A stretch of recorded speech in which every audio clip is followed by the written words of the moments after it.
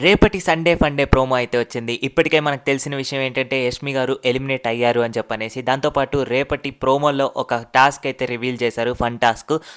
చాలా సింపుల్ అండి. So head phones పెట్టుకొని అవతల నుంచి ఒక డైలాగ్ అయితే చెప్తూ ఉంటారు. ఇక్కడ ఉండేవాళ్ళు ఆ హెడ్ ఫోన్స్ పెట్టుకొని దాన్ని అయితే గెస్ట్ చేయాలి. గెస్ట్ చేసిన తర్వాత వాళ్ళు విన్నర్స్గా ప్రకటిస్తారు. విన్నర్స్ అయిన తర్వాత ఎప్పటిలాగే సాంగ్స్ అయితే ప్లే చేస్తూ ఉంటారు. కాకపోతే మనం ఒక విషయం అయితే మాట్లాడుకోవాలి. సో నాగార్జున సార్ ఏదైతే బిగ్ బాంగ్ పేలుస్తారు అని చెప్పన్నారు కదా, ఈరోజు ఎవరికైతే ఎక్కువ స్నేక్ అని వచ్చిందనేసి. సో బిగ్ బాంబ్ ఏంటంటే డైరెక్ట్గా నామినేషన్స్లో అయితే ఉంటారు next week. So Yashmi stage మీదకి వచ్చాక నిఖిల్ అండ్ గౌతమ్ ఇద్దరు ఎక్కువ స్నేక్స్ వచ్చాయి అని చెప్పి యష్మిని అడిగినప్పుడు యష్మి బిగ్ బాంబ్ మన గౌతమ్ మీద అయితే పేల్చింది. సో గౌతమ్ నెక్స్ట్ వీక్ డైరెక్ట్గా నామినేషన్స్లో అయితే ఉన్నారు.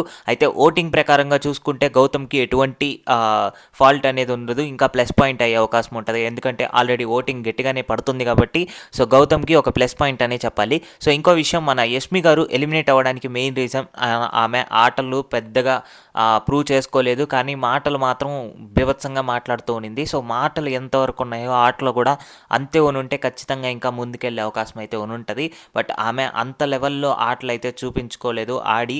దాంతోపాటు లాస్ట్ వీక్ కాంట్రవర్సీ కూడా అయ్యింది. కాంట్రవర్సీ అయిన తర్వాత నిఖిల్ ఫ్యాన్స్ ఎవరైతే ఉన్నారో కొంచెం నెగిటివిటీ ఎక్కువగా స్ప్రెడ్ చేశారు. సో ఆమె అయితే ఎలిమినేట్ అయిపోయింది. సో మరిన్ని బిగ్ బాస్ అప్డేట్స్ కోసం మన ఛానల్ని సబ్స్క్రైబ్ చేసుకోండి.